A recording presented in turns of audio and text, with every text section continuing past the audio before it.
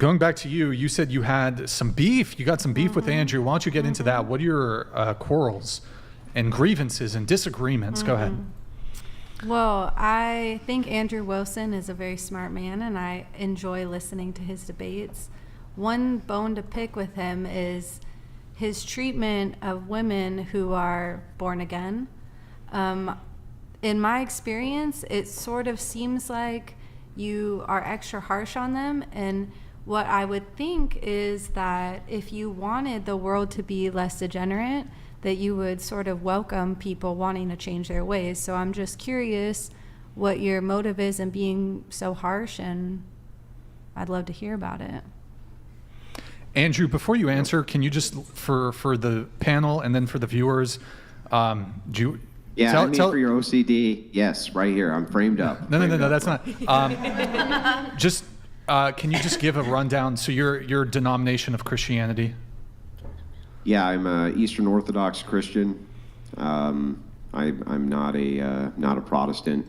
I'm happy to get into this, though, right? Because I think that that's a seemingly fair criticism on its face. But as you've seen from, can we agree on a couple of things first, though? You've seen from tonight's panel, I basically only give out the same energy that I get. Is that a fair thing to say?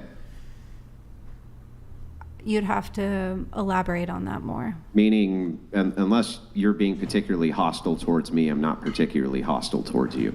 I don't actually agree with that. I mean, have I been particularly hostile with you? Not with me, but I think that you.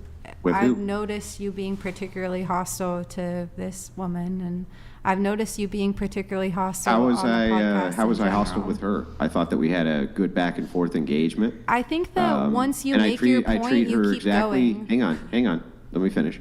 I treat her exactly how I would treat any man who was sitting where she was, who had a contrary opinion to my own. Sure. Did I treat her differently than that? No. Okay, so then by your logic then, it's not just born again women who I would be brutal with in a debate, but also men, correct? True. Yeah, so I'm just going to treat both exactly the same. Yes. Right? Mm-hmm. Okay, so go ahead with the rest of your criticism. Just want to make sure we get this Well, squared out.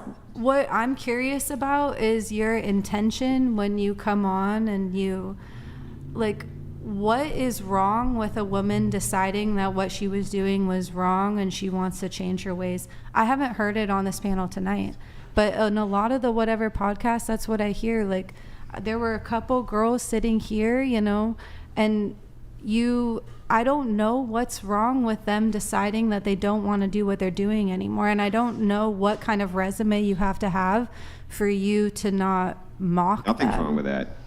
Then why are you still mocking them? Well, okay, so I need you to try to separate two different things going on. Okay. So I believe that culture is downwind of theology and politics is downwind of culture. So I think that politics is informed by the culture and the culture is informed by theology.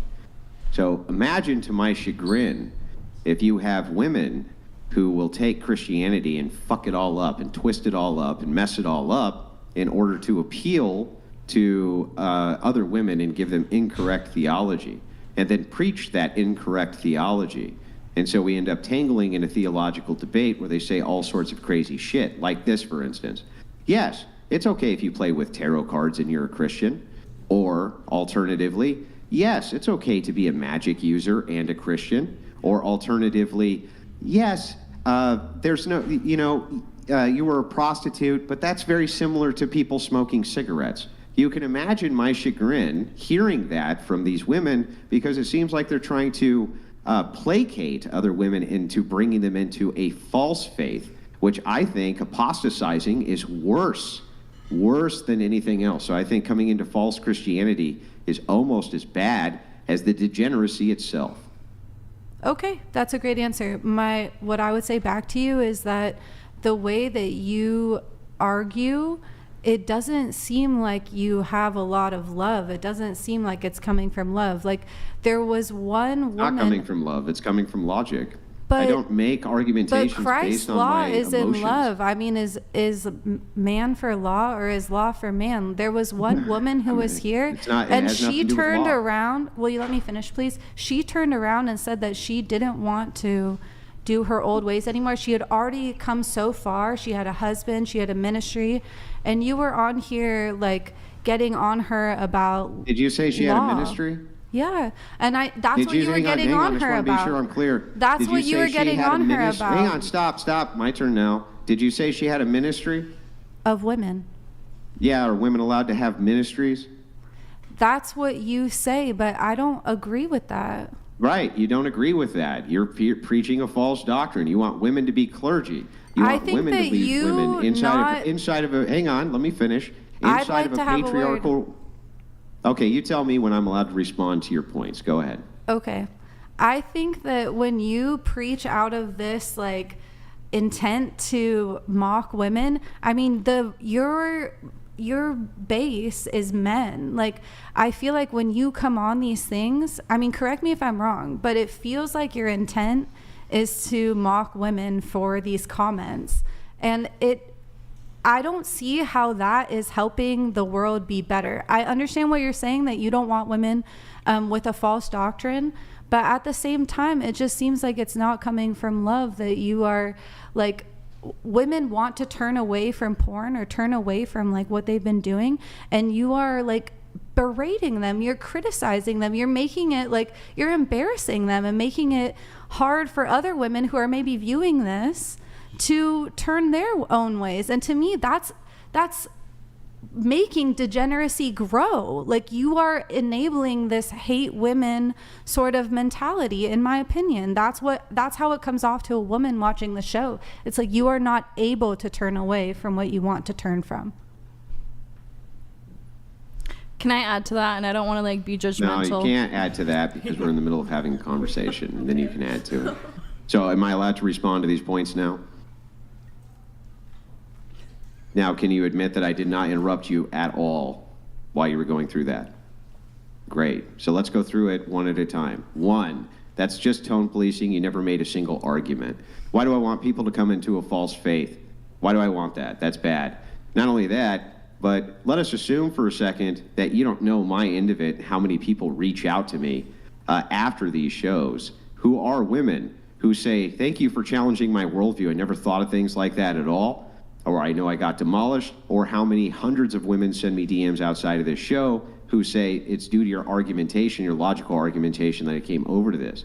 You're making arguments which are appealing to emotion. You're saying emotionally, when I hear what you say, it emotionally makes me feel bad. Well, that's great, but I need you to understand that I don't give a shit how it makes you feel. What I care about is what is logically true and consistent, and what I care about is the arguments. You might say, so for instance, imagine this. You would agree with me that there's going to be a lot more Christians if we include homosexuals into Christianity, right? I don't know. I wasn't brought up in church. I don't know. Okay, but you would agree that if you had a church which barred homosexuals and then the church allowed homosexuals in, that you would have a lot more. Andrew, avoid that topic if you can. Okay. Could I respond to what you said? If it was people of the same sex, if you let more of them in, right, you would agree that you would have a much larger congregation, right? But you can't allow people to defeat what the purpose of the religion is because they choose not to wake up one day and go, I'm not going to be a prostitute anymore. And then I need you to respond to my last point, and this is the one that I really want you to focus on. There's a lot of women who utilize Christianity and the faith of Christianity to hide behind, and they become reformed not because they have found Christ at all, but because they use Christianity as a shield from criticism. And that, I believe, is where most of the tone policing from women comes from. That you're utilizing tone policing to say, no, you're not allowed to criticize me now because I've turned away from my degenerate ways. No, that's not the purpose of Christianity either, is that now suddenly you're above criticism. That's not how that works. Yeah, I know about your stance on tone. I know about that, and that's not actually what offends me. What offends me is actually your use of the law against women, because I don't think that, like, that woman who was here, who had been born again, and she had gone such a long ways, and it doesn't matter the way you say it. Like, I know how your stance on tone, so it's fine by me. But you were saying that she was somehow not worthy of being who she was because she was teaching other women. I don't think Or he said that. correct That's right. me on So that. let me Then correct me. respond to both Okay. of these points. Point one, she can't teach other women because women can't be clergy in Christianity. Two, she made it a point that niceness was a part of Christian doctrine, and it's not, and it never has been. And I pointed out that this is not a Christian virtue. She's teaching falsely. Women cannot be clergy in Christianity, period. They're not allowed to be clergy, period. Never. Not even once. They're not allowed to even once. You can't be like, we're just funning. We just made one for the fun of it. Even if the results of it, you could argue the results or the consequences of this might be better in some way, it doesn't matter. The purpose of the religion is not that the consequences are always good. That's not the purpose of the religion. I understand. So I do know that that's backed up biblically. And I'd also like to say that in 1 Timothy, it says, treat older women like your mothers and treat younger women like they're your sisters with purity. And I'm wondering, where do you follow the law on that? Well, so yeah, let's dive into this. We're talking about matrons, you're talking about Paul in this case, and I quote this quite a bit myself. And when you're talking about matrons and how matrons are supposed to teach, they're supposed to teach from a position of a pure heart to only women. They're not supposed to have a ministry. Ministry would imply both. It's okay for matrons to give That matronly woman wisdom. said hang it on, was hang on. women. Let me finish. I'm answering the question. It's okay for matrons to give matronly wisdom, but they're not allowed to teach the gospel. They're not allowed to do that. That's not their place. They're not allowed to be clergy. Well, If she why was are just you talking to her allowed to daughter- not hang on, treat women almost with done, respect? Almost done. Didn't cut you off. Almost done. If she was just talking to her daughter about the gospel, things like this, fine. Okay, but saying I'm a minister, I'm a part of clergy, and teach women as a part of a church clergy is wrong. Period. It's wrong across the board. It's Okay, wrong I theology. disagree.